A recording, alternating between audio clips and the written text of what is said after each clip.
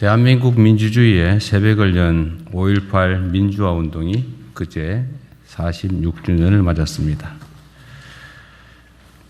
계엄군의 모진 탄압에도 주먹밥을 나누며 서로를 지킨 5월 강주의 그 용기와 연대 정신은 우리 사회 민주주의의 고귀한 뿌리로 뻗어나갔습니다. 그 힘이 있었기 때문에 우리는 2년 전 겨울 그 칠흑 같은 내란의 어둠을 몰아내고 국민주권의 새 역사를 당당하게 써 내려갈 수 있었습니다.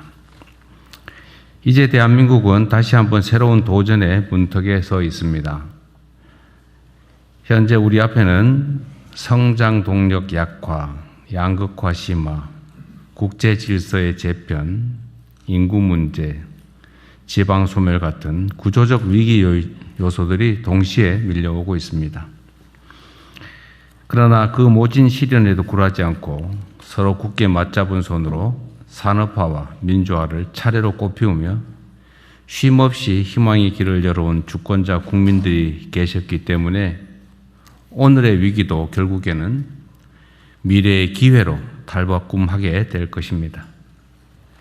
진영과 지역, 세대를 넘어 더 큰 통합과 더 굳건한 연대로 글로벌 초격차 강국으로 도약해 국민의 삶을 제대로 바꿀 수 있도록 함께 힘을 모아주시기 바랍니다.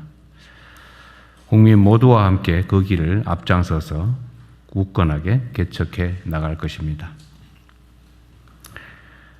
국정의 가장 큰 목표는 국민들의 삶을 실질적으로 개선하는 것이고 정책의 성패는 국민 삶에 실질적인 변화가 있느냐, 얼마나 되느냐로 평가됩니다. 우리 정부가 2주 후면 출범 1년을 맞습니다. 어려운 대내외 환경 속에서 시급한 과제들을 안고 정부 임기를 시작했지만 국민 여러분의 성원과 여러 공직자들의 헌신 덕분에 여러 고비들을 그나마 잘 헤쳐나가고 있다고 자부합니다. 다만 국민의 삶에 더 크고 더 실질적인 변화를 만들어내려면 다시 한번 조심을 되새기고 국정에 임하는 자세를 새롭게 다잡을 때입니다. 특히 선제적이고 적극적인 행정으로 국민들께서 체감하실 수 있는 작은 성과들을 꾸준히 많이 쌓는 노력을 지속해야 합니다. 자주 말씀드리지만 한 방은 없습니다. 단순히 어떤 사업을 했다, 어떤 사업을 기획했다가 아니라 그 정책 결과가 국민의 삶을 어떻게 바꿨는지에 늘 초점을 두어야겠습니다. 국민 삶 개선에 기여한 공직자들에 대한 포상도 또 격려도 아끼지 말아 주시기 바랍니다. 지난주에 80대 어르신이 온열 질환으로 사망하는 안타까운 일이 생겼다고 합니다. 온열 질환 사망 사례는 작년보다 한 달 이상 빠릅니다.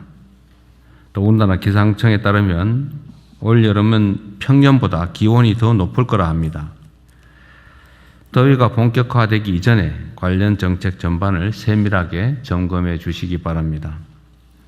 특히 쪽방촌 주민과 독거노인, 5개 노동자 같은 폭염 취약계층에 대한 현장 점검 그리고 지원 대책을 신속하게 또 강력하게 추진해 주기 바랍니다.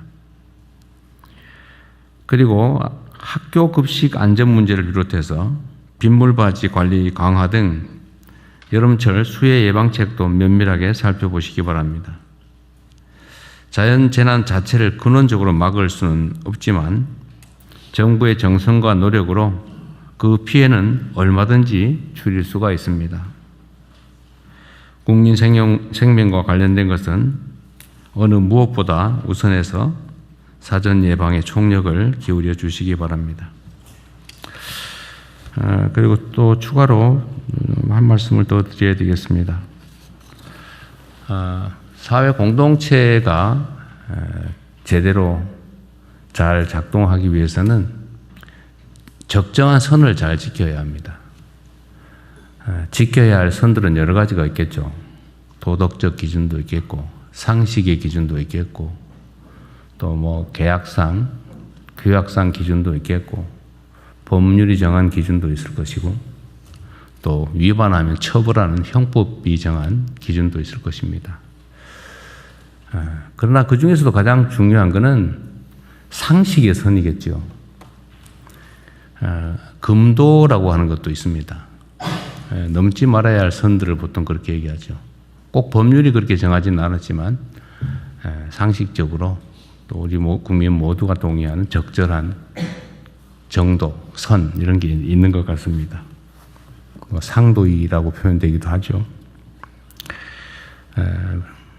우리가 사회 공동체를 유지하려면 일정한 이런 선들을 정하게 되고 그 선 안에서는 아주 자유로운 표현이든 행동이든 허용되고 보호도 보장되어야 될 것입니다.